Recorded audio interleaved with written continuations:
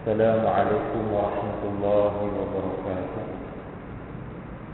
إن الحمد لله نحمده ونستعينه ونستغفره ونستهديه ونتوب إليه ونعوذ بالله من شرور أنفسنا ومن سيئات أعمالنا.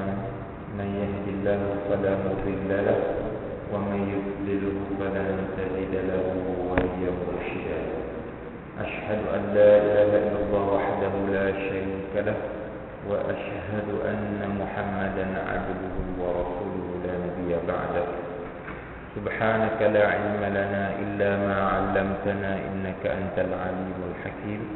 اللهم ارزقنا فهم النبيين وحفظ المرسلين وإلهام الملائكة المقربين. اللهم فقهنا في الدين وعلمنا التأويل آمين يا رب العالمين.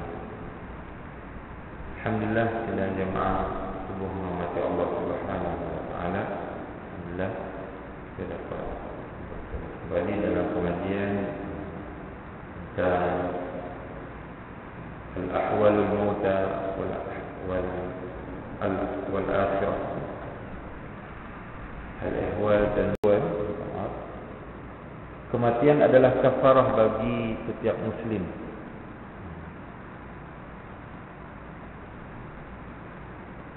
Abu Nu'aim telah meriwayatkan dari Asim Al-Ahwal dari Anas bin Malik berkata, sabda Rasulullah sallallahu alaihi wasallam, kematian adalah kafarah bagi setiap muslim. Al-mautu kafaratun likulli muslim. Kama qala Rasulullah sallallahu alaihi wasallam. Demikian disebutkan oleh Al-Qadhi Abu Bakar bin Al-Arabi dalam kitabnya Sirajul Muridin, di mana dikatakan hadis ini adalah hadis hasan sahih hasan. Contoh informasi Allah Subhanahu wa taala pengertian kafarah. Kafarah ada hubung kait dengan perkataan kufur, ya, ada hubung kait, tapi dari segi asal kata sahaja. Kafara yakfuru maknanya ingkar. Kafara yakfuru ingkar. Kemudian kafara ditambah sabdu, ya. Kafara yukaffiru, itu maknanya mengkufurkan, menyatakan seseorang itu kufur. Adapun yang dimaksudkan dengan di sini kafarah adalah penghapus dosa. Maksudnya Allah Subhanahu wa taala ingkari, nafikan, Allah Subhanahu wa taala nafikan dosa-dosa yang dia lakukan. Jadi kafarah adalah penghapus dosa. Yang dikatakan dalam hadis Rasulullah sallallahu alaihi wasallam, kafaratul majlis, doa kafarah majlis, yaitu subhanakallahumma bihamdik dan seterusnya. Itu adalah doa kafarah majlis, yaitu dalam satu majlis mungkin kita ada berbuat dosa, maka kita mohon kepada Allah Subhanahu wa taala membaca tasbih kafarah majlis tersebut, mudah-mudahan Allah ampunkan dosa-dosa yang ada pada majlis ini. Jadi kafarah di sini adalah bahwasanya seseorang menghadapi sakaratul maut itu dia akan mendapat kafarah, penghapus terhadap segala macam penderitaan dan sakit yang dirasakan oleh mayit selama dalam sakitnya. Dalam pada itu Rasulullah sallallahu alaihi wasallam bersabda, "Ma min muslim yusibuhu adza maradun fama siwahu illa haqqallahu lahu sayyi'atihi kama tahuttu asy-syajarah waraqaha." Tidak menimpa seseorang pun dari suatu musibah, adapun ada berupa sakit ataupun selainnya, maka Allah Subhanahu wa taala mengurangkan keburukan-keburukan. Allah Subhanahu wa taala menghapuskan dosa-dosanya sebagaimana pokok, ya, menggugurkan daun-daun. Tentang informasi Allah Subhanahu wa taala, hadis tadi dinyatakan secara umum. Tidak ada seorang muslim pun yang ditimpa musibah musibah secara umum. Akan tetapi lebih spesifik, al-maut adalah musibah, musibatul maut. Ada yang nyatakan oleh Allah Subhanahu wa taala dalam Al-Quran. Musibah berupa sakit. Maut adalah musibah. Orang yang menghadapi maut, dia akan merasakan kesakitan yang luar biasa. Maka dengan sakit itu Allah Subhanahu wa taala akan mengampunkan dosa-dosanya. Dalam tanda petik, dosa-dosa kecil sahaja, bukan dosa-dosa besar. Barang siapa dikehendaki baik oleh Allah Subhanahu wa taala, maka dia memberinya musibah. Hadis sahih riwayat Bukhari. Kalau seseorang itu Allah kehendaki diberikan kebaikan, Allah timpakan kepada orang itu musibah. Jadi apabila seseorang itu ditimpa musibah, maka bertuah, berbahagia. Karena Allah Subhanahu wa taala menghendaki seseorang itu dengan musibah yang menimpanya akan mendapati kebaikan. Contoh dalam firman Allah Subhanahu wa taala, cuma bagaimana apakah musibah itu mendatangkan kebaikan, ada juga musibah itu mendatangkan keburukan. Yaitu dinyatakan di dalam hadis Rasulullah sallallahu alaihi wasallam, yaitu as-sadmatul ula. Yang dimaksudkan dengan musibah itu adalah as-sadmatul ula, seseorang itu menghadapinya dengan kesabaran di kala hantaman pertama. Pertama kali dia ditimpa musibah, kemudian apa sikapnya pertama sekali menghadapi musibah tersebut? Apakah dengan sabar? Apakah dengan caci maki? Apakah dengan menyalahkan takdir? Apakah dengan dia redha menerimanya? Maka itulah, apabila dia ditimpa musibah, dia hadapi dengan sabar, dia menghadapi, dia terima, itu adalah, dia redha, itu adalah pemberian Allah Subhanahu wa taala. Maka musibah yang demikian, sikap yang demikian menghadapi musibahlah yang akan mendapat kebaikan. Adapun kalau dihadapi dengan caci maki, ya, menyalahi takdir, menyalahkan orang ini, salahkan orang itu, menyalahkan keadaan, maka dia akan mendapat justru bukan kebaikan, bencana. Tuan-tuan yang berhormati Allah Subhanahu wa taala, contoh keluar daripada masjid, selipar kulit baru beli, made in Italy, bawa pergi ke masjid, keluar, mana selipar kulit tu? Cari, kurang ajar betul yang ambil ni, tak tahu diri, dasar pencuri, macam-macam lah caci maki dalam bentuk yang bermacam-macam. Yang demikian akan mendapat tidak akan mendapat apa-apa, bahkan kerugian. Malaikat mencatat pula. Seseorang ni apabila dia ditimpa demikian, dia selalu kata buruk, malaikat kata. Jadi ditimpa musibah, dia hadapinya dengan caci maki, menyalahkan takdir. Maka dia justru setelah ditimpa musibah lagi mendapat musibah. Tetapi kalau yang dia kata apa, mana pula, saya letak mana tadi, tak tahu, cari, hilang, lepaslah hilang. Inna lillahi wa inna ilaihi raji'un. Bukan menghadapi kematian saja, mendengar berita orang mati, inna lillahi wa inna ilaihi raji'un, tetapi ketika ditimpa musibah. Itu contoh kecil, tuan-tuan yang hormati Allah. Kalau keluar kereta dah tak ada, tak payah cari, kunci dekat sama kita, tak payah cari, dah letak tadi. Apa kita? Inna lillahi wa inna ilaihi raji'un. Rasulullah sallallahu alaihi wasallam mengajarkan kepada kita doa yang demikian. Apabila ditimpa musibah, maka ucapkanlah istirja.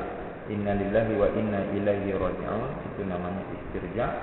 Kemudian doalah kepada Allah Subhanahu wa taala, Allahumma ajurni fi musibati wa akhlif li khairan minha. Inna lillahi wa inna ilaihi raji'un. Kita ini semuanya adalah milik Allah dan kepadanya lah kita dikembalikan. Allahumma, ya Allah, ujurni. Allahumma ajurni, ya Allah, berikanlah aku pahala fi musibati, dalam musibahku ini, wa akhlifli, dan gantilah bagiku khairan minha, dengan yang lebih baik. Mungkin yang hilang kereta kancil, lepas tu dapat alhamdulillah Allah beri rezeki, digantikan dengan yang lebih baik, dengan noisy katanya. Bahkan bukan alang-alang BMW yang sistem keselamatannya lagi canggih. Masuk kena scan jari pula ya. Kalau bukan jari orang yang punya, dia tak boleh, dia bunyi. Allah mungkin. Dan memang pasti kalau kita yakin. Ummu Salamah diajarkan oleh Rasulullah sallallahu alaihi wasallam. Dia mendengar daripada Rasulullah. Juga dia mendengar daripada suaminya Abu Salamah, sahabat Rasulullah sallallahu alaihi wasallam. Diajarkan doa yang itu. Inna lillahi wa inna ilaihi raji'un. Allahumma ajurni fi musibati wa akhlif li khairan minhu. Kalau benda, khairan minha. Kalau kematian suami, isteri baca khairan minhu. Kalau suami kematian isteri, khairan minha. Maka dibacalah oleh Ummu Salamah ketika mendengar Abu Salamah wafat. Ketika mendengar Abu Salamah syahid, maka Ummu Salamah membaca doa itu, Allahumma ajurni fi musibati wa akhlif li khairan minhu.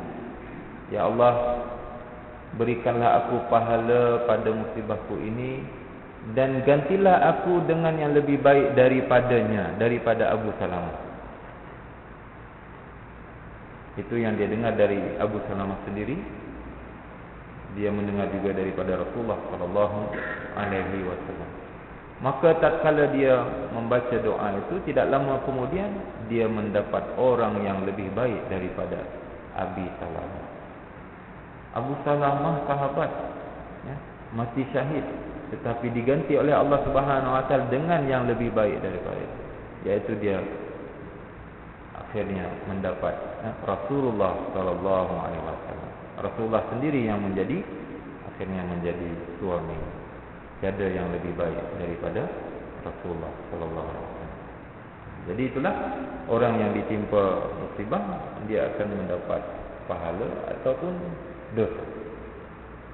Tuan-tuan dan puan-puan Allah Subhanahu wa taala, adapun dalam sebuah khabar yang masyhur, Allah Subhanahu wa taala sesungguhnya Allah berfirman, sesungguhnya aku tidak akan mengeluarkan seorang dari dunia sedang aku berkehendak merahmatinya sebelum aku memberinya balasan yang setimpal atas setiap keburukan yang telah ia lakukan, berupa sakit pada tubuhnya, musibah pada keluarga dan anaknya, kesempitan pada penghidupannya, dan kekurangan pada rezekinya.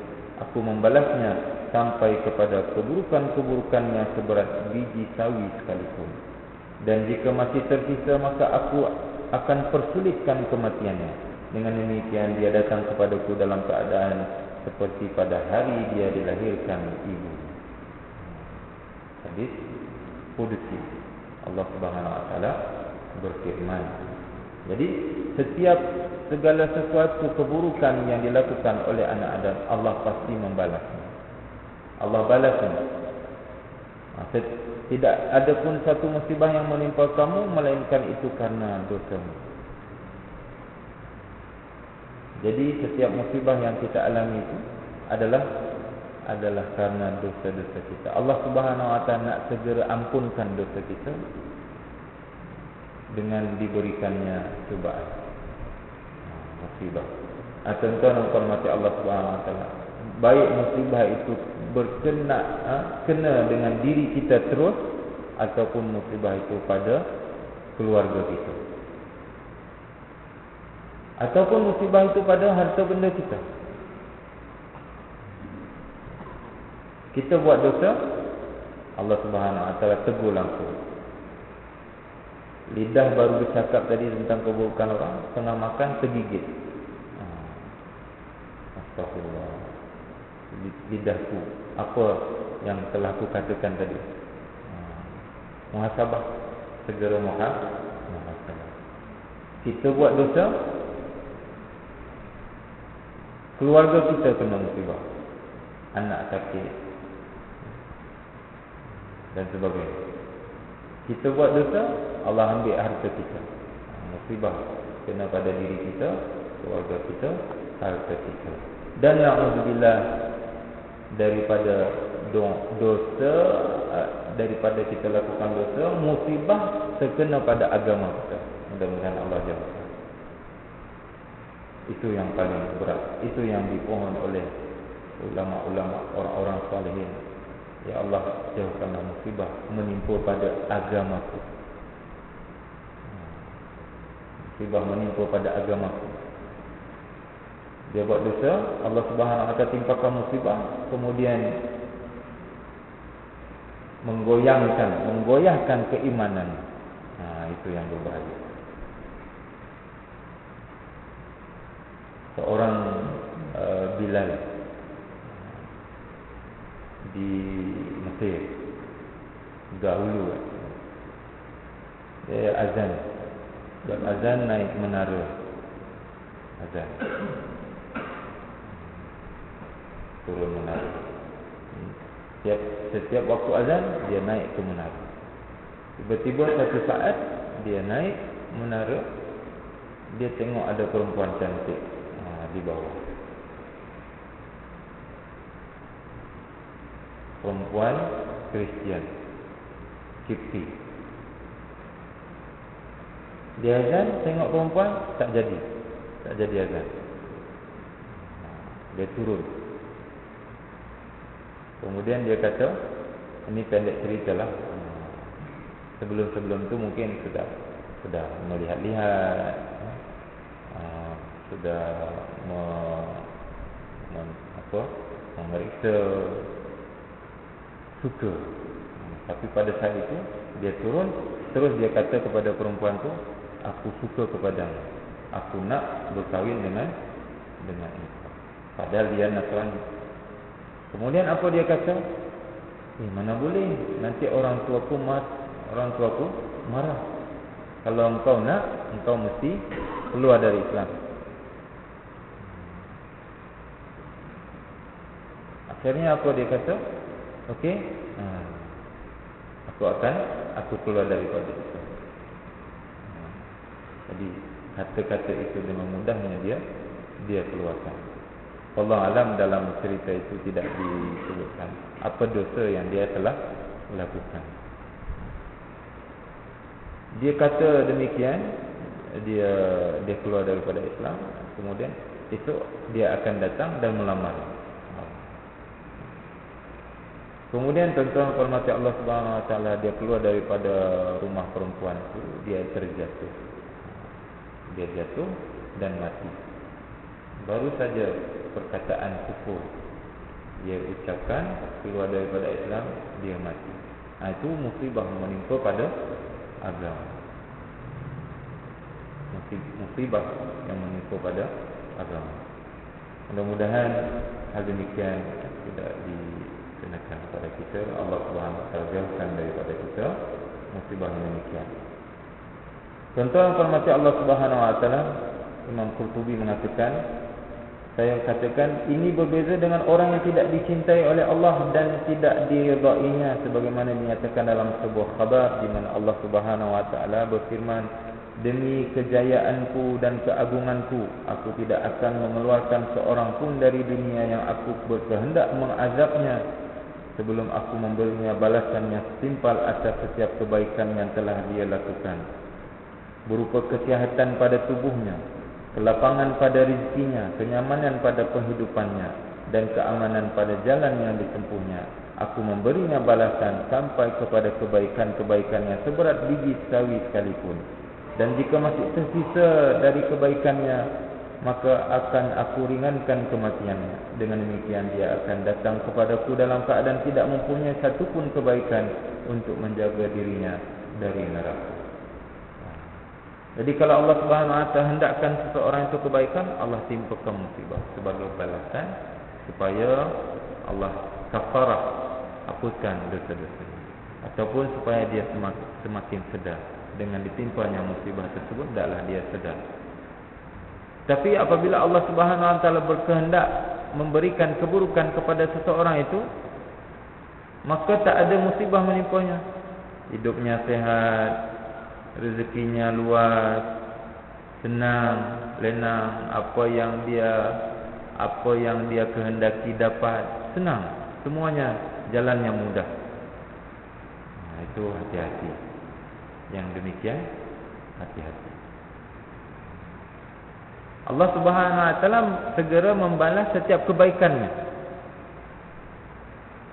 Dia kafir, dia banyak menderma mungkin, tidak dinafikan, dia buat baik, dia telah berbuat baik. Tetapi perbuatan baiknya itu segera Allah balas di dunia. Segera Allah Subhanahu Wa Taala berikan pembalasan di dunia ini. Jadi Allah balas dengan diberikan kesihatan, rezekinya makin luas dan sebagainya, supaya nanti tuan-tuan dan puan-puan Allah Subhanahu Wa Taala tidak ada suatu kebaikan lagi yang dia bawa ketika bertemu dengan Allah Subhanahu Wa Taala.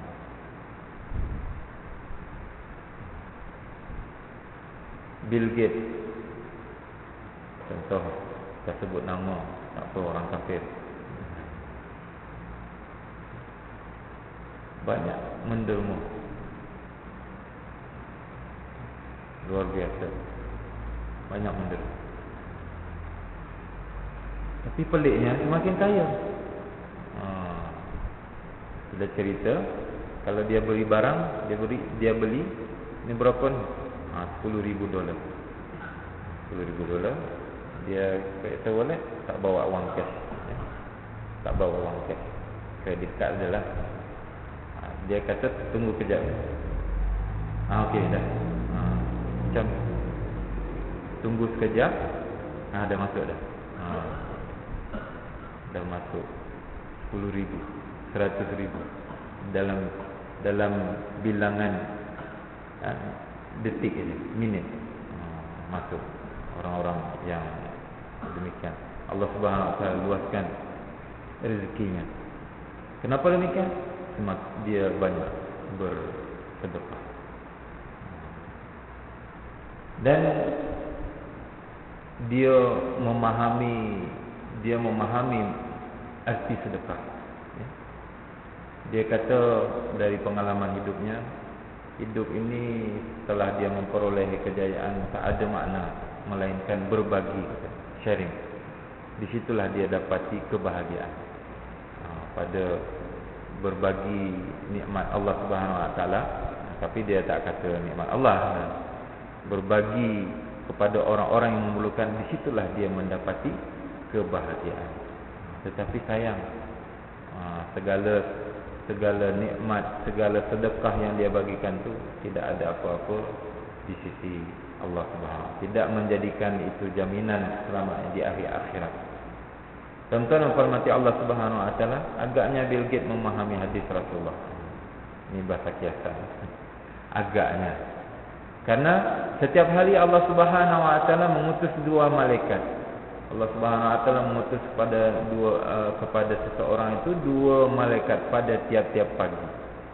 Yang satu malaikat tu berdoa, Allahumma ati mumfiqan khalafa. Maka malaikat yang satu lagi, amin. Apa artinya? Ya Allah, berikanlah kepada orang yang berinfak, yang bersedekah, khalafa, gantinya. Jadi kata orang-orang yang berhasil di kalangan orang-orang Islam yang berhasil, dia kata alhamdulillah saya ni hidup semakin kaya katanya.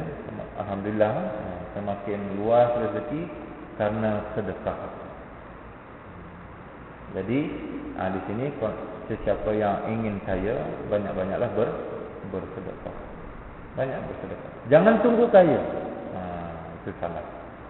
Nanti aku bersedekah kalau aku kaya. Salah. Jadi sebaliknya, siapa yang nak kaya, bersedekah. Kemudian malaikat yang satu lagi, Allahumma ati mumsikan salafa. Malaikat yang satu lagi pun kalau malaikat yang berdoa, yang mengaminkan, malaikat pula tuan-tuan, makbul doa. Jangankan itu, kita doa, malaikat aminkan, makbul. Ini apatah lagi, malaikat mengaminkan malaikat. Allahumma ati mumsikan talafa. Ya Allah, berikanlah kepada orang yang tahan hartanya, tidak bersedekah, tidak berinfak, tidak menderma untuk kebaikan, berikanlah kepadanya talafa, kebinasaan.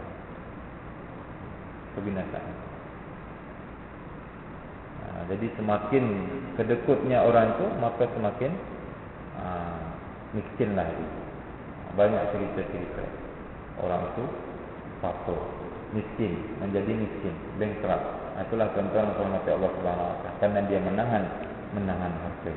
Jadi hadis tadi menyatakan bahwasanya apabila Allah berkehendak kepada seseorang itu kebaikan, Allah beri dia musibah. Apabila Allah Subhanahu wa taala berkehendak kepada seseorang itu keburukan, Allah beri dia balasan hidup senang di dunia. Jadi sakaratul maut, dikatakan pula semakna dengan khabar di atas. Ada hadis Abu Daud dengan sanad sahih yang disebutkan oleh Abu Hasan bin Al-Hifaz dari Ubad bin Khalid Al-Sulami dari Nabi sallallahu alaihi wasallam. Kematian mendadak, kematian mengejut adalah hukuman yang menyedihkan bagi orang kafir. Sehat, tak ada sakit apa-apa. Sihat, tak ada sakit jantung, tensi darah pun okey, normal, semuanya okey. Tapi tiba-tiba mati secara mengejut. Yang dikatakan dalam hadis, mati secara mengejut bagi orang kafir itu adalah hukuman yang menyedihkan.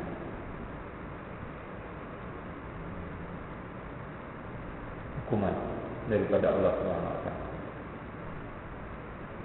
Kita katakan sini tuan-tuan dan hormati Allah Subhanahu wa taala, kafir ada dua konteks, ada dua makna. Yang pertama, kafir dia bukan Islam.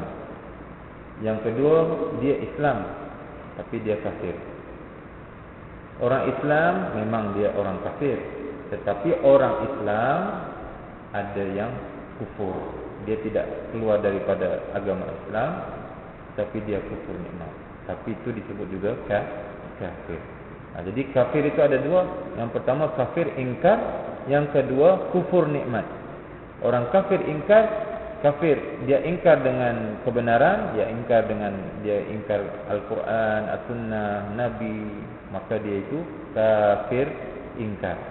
Adapun orang kafir kufur nikmat, dia Islam tapi dia tidak mensyukuri nikmat Allah Subhanahu wa ta'ala dengan melaksanakan perintah dan meninggalkan larangan. Itu dipanggil kufur. Jadi bagi orang yang kafir, apabila mendapat kematian secara mengejut, maka itu adalah merupakan hukuman daripada Allah Subhanahu wa ta'ala. Hadis ini diriwayatkan oleh Abu Daud secara mursal.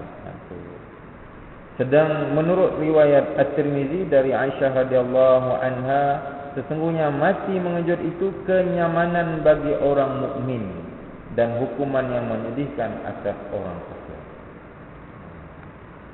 Orang mukmin, Islam, beriman pada Allah Subhanahu wa taala, tiba-tiba mati. Dia sehat, tak ada satu penyakit apapun, tak ada apa, tak ada Tapi mati secara tiba-tiba, maka itu adalah kenyamanan, keselesaan. Kita lihat pun kalau orang yang mati demikian, macam tak ada sakaratul maut, macam tak ada sakaratul maut. Semalam gelak bersama, makan, minum, tengok bola. Orang mukmin tengok bola juga. Orang Islam tengoknya tak melampau lah. Balik rumah dengar berita mati. Tak ada apa-apa kalau kita mendadak matinya, tiba-tiba. Itu dikatakan bahawa itu adalah keselesaan, kenyamanan yang Allah berikan kepadanya. Namun tuan-tuan dan puan-puan Allah Subhanahu wa taala, tapi ada hadis yang lain menyatakan bahwasanya Rasulullah mohon kepada Allah supaya jangan diberikan kematian secara mendadak. Rasulullah mohon doa kepada Allah supaya jangan mati secara mengejut.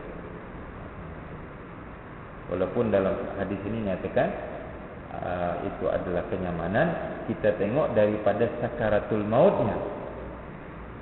Maksudnya dia kurang mengalami sakit kematian itu dibandingkan orang yang mati karena sakit, koma sebulan, 2 bulan, setahun. Waktu koma tu wallahu alam apa yang terjadi pada alam dia. Tapi orang yang mati secara mengejut ni macam tak ada sakaratul maut. Jadi dari sisi itu ada baiknya, tetapi Rasulullah sallallahu alaihi wasallam mohon supaya ya Allah jangan engkau matikanku dalam keadaan mengejut. Kenapa? Tuan-tuan.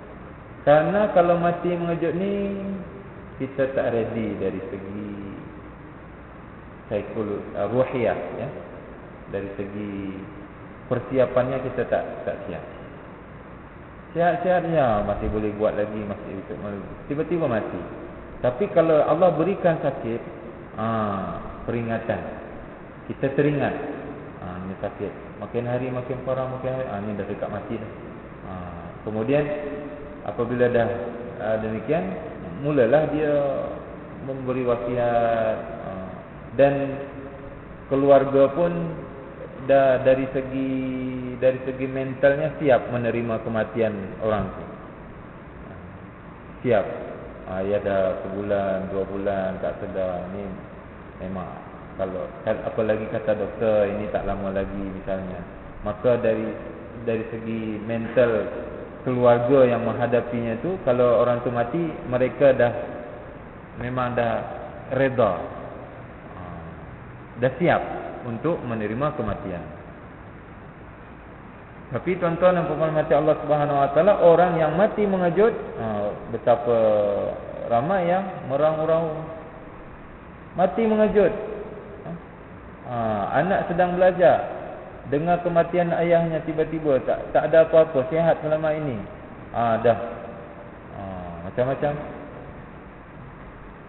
Kalau isteri mungkin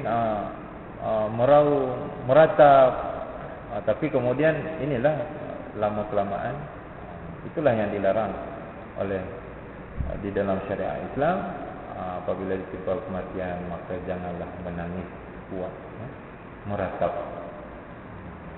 Jadi itulah maknanya hadis Rasulullah sallallahu alaihi wasallam mohon perlindungan pada Allah Subhanahu wa taala daripada mati mufajaah, tiba-tiba. Contohnya mati Allah Subhanahu wa taala, bahkan diriwayatkan dari Ibnu Abbas radhiyallahu anhuma bahawa Nabi Daud alaihi salam meninggal dunia secara mendadak pada hari Sabtu. Nabi Daud meninggal secara mengejut pada hari Sabtu. Dan dari Zaid bin Aslam bekas hamba Umar bin Khattab radhiyallahu anhu, dia berkata, apabila masih tersisa suatu dosa pada seorang mukmin yang tidak diimbangi dengan amalnya yang baik, maka dia dipersulitkan, disusahkan kematiannya, agar dengan merasakan sakaratul maut dan berbagai kesulitannya, dia dapat sampai ke derajat masuk ke dalam syurga. Dan sesungguhnya seorang kafir apabila telah melakukan suatu kebaikan dunia, maka kematiannya dimudahkan supaya pahala kebaikannya terbalas dengan sempurna semasa di dunia, kemudian dia dimasukkan ke neraka. Demikian disebutkan oleh Abu Muhammad Abdul Haq. Jadi itulah kadang-kadang kita melihat orang Islam mati dalam keadaan susah. Ada orang kafir mati senang aja. Tetapi itu bukan suatu dalil, suatu nas yang boleh kita ambil kesimpulan. Jangan cepat-cepat mengambil kesimpulan daripada keadaan. Orang Islam mati susah matinya. Lepas tu kita kata buruknya nasib dia tu di akhirat. Malangnya tu tanda-tanda orang yang tanda-tanda penghuni neraka. Misalnya kita katakan.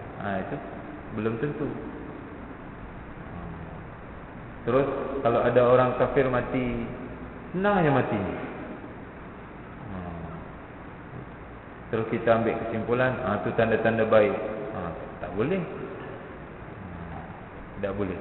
Yang menentukan baik dan buruknya seseorang itu dalam syariat Islam adalah pertama iman. Apabila seseorang itu beriman kepada Allah, beriman kepada Rasulnya, maka itu tanda-tanda baik. Jaminan daripada Allah Subhanahu Wa Taala. Dia akan masuk ke dalam surga. Orang kafir tadi walaupun matinya dalam keadaan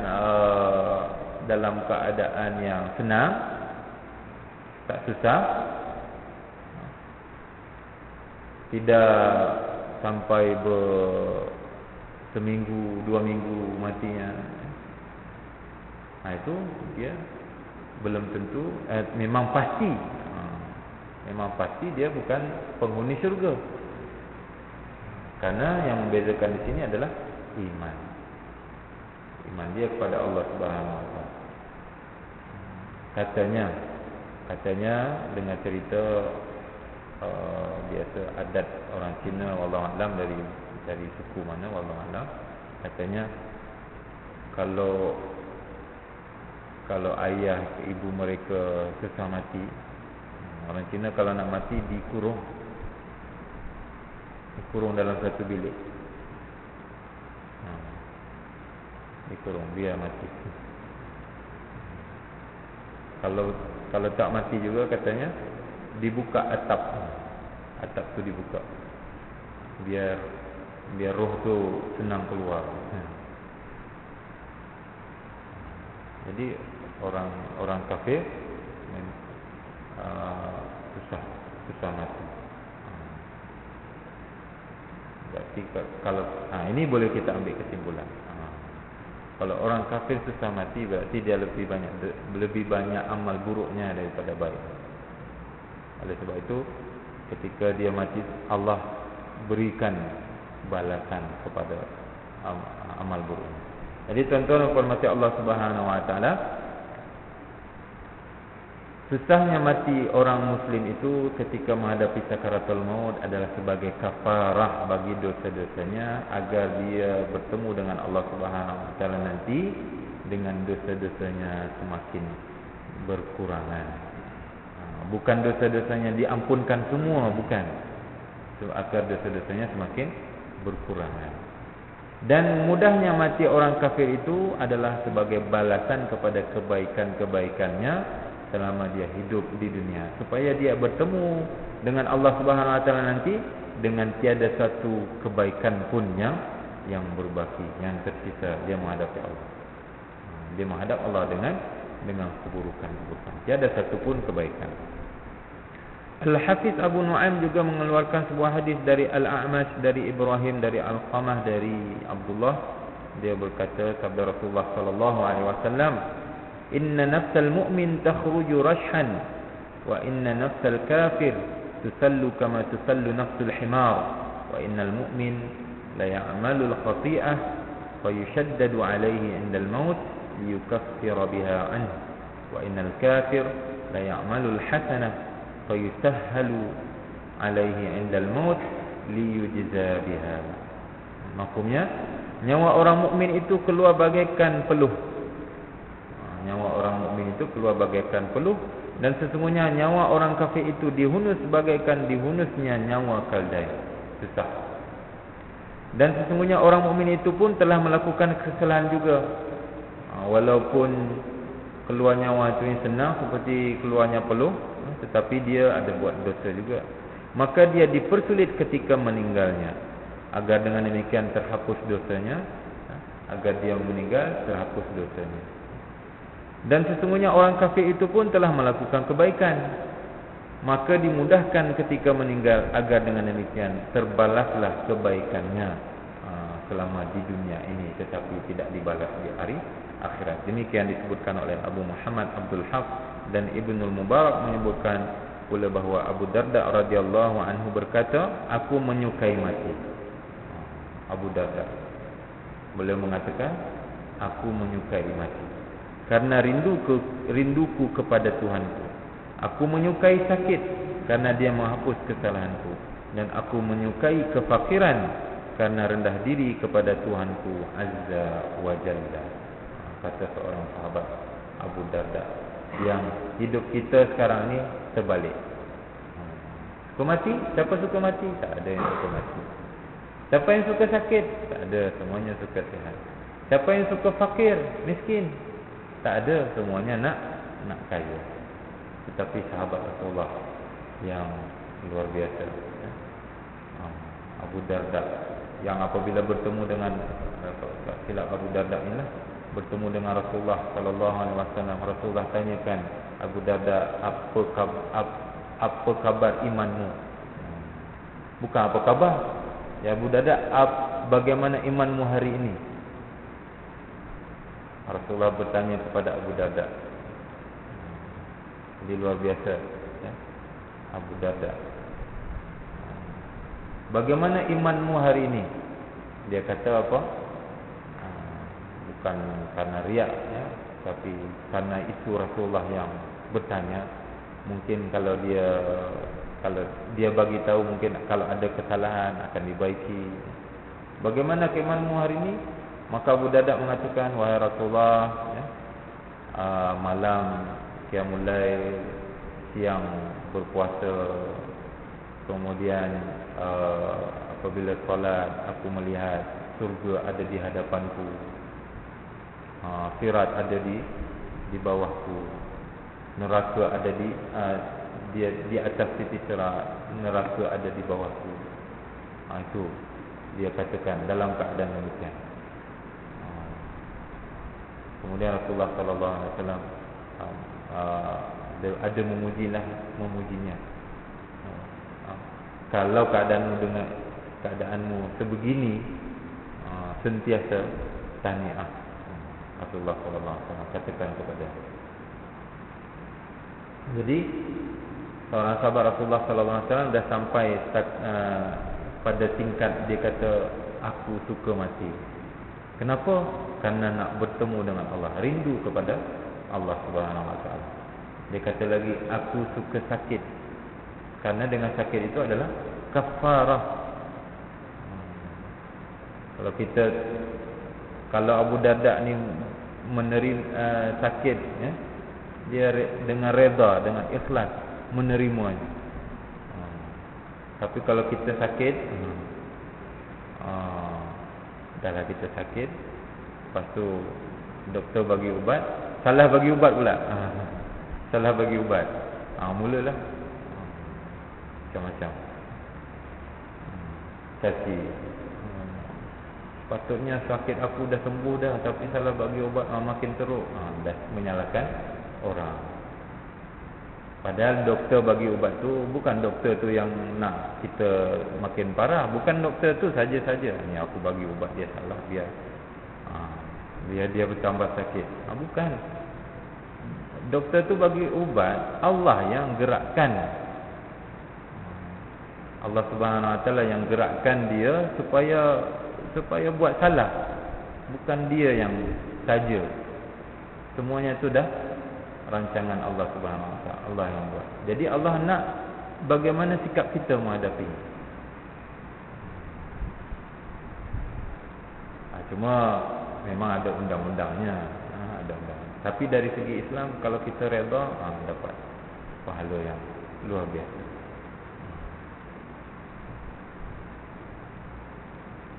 Dari segi undang-undangnya, mungkin doktor tu boleh disaman. Disaman. Maksud undang-undang tu supaya orang tu jangan lebih berhati-hati. Lebih berhati-hati di dalam melakukan perbuatan. Jadi buatlah saman. Maka pesakit tadi menang, dapat pampasan. Dapat pampasan, jangan bangga. Share lah dengan doktor tu. Share. Ataupun dengan cara yang lain. Kalau memang dah terbukti doktor tu memang bawa kesilapan, tak payah share lah. Tapi kalau dia sesekali, ada manusia yang tak berbuat silap. Kullu bani Adam khata'un wa khairul khata'in at-ta'ibun. Semua anak Adam adalah berbuat salah, berbuat dosa, dan sebaik-baik pendosa, orang yang melakukan dosa adalah at-tawwabun, orang-orang yang bertaubat. At-taibu minadz-dzambi kaman la dzambalah. Orang yang bertobat daripada dosa seperti tiada dosa. Alhamdulillah, Allah alam. Tuan-tuan, mudah-mudahan banyak manfaatnya. Alhamdulillah, kita ini kita tangguh dengan kita dengan tasbih kafarah dan surah Allah. Subhanakallahumma wa bihamdik, asyhadu an la ilaha illa anta, astaghfiruka wa atubu ilaik. Bismillahirrahmanirrahim. Wal 'asri innal insana lafi khusr illa alladhina amanu wa 'amilus shalihat wa tawassaw bil haqqi wa tawassaw bis sabr. Wabillahi taufiq wal hidayah. Wassalamu alaikum warahmatullahi wabarakatuh.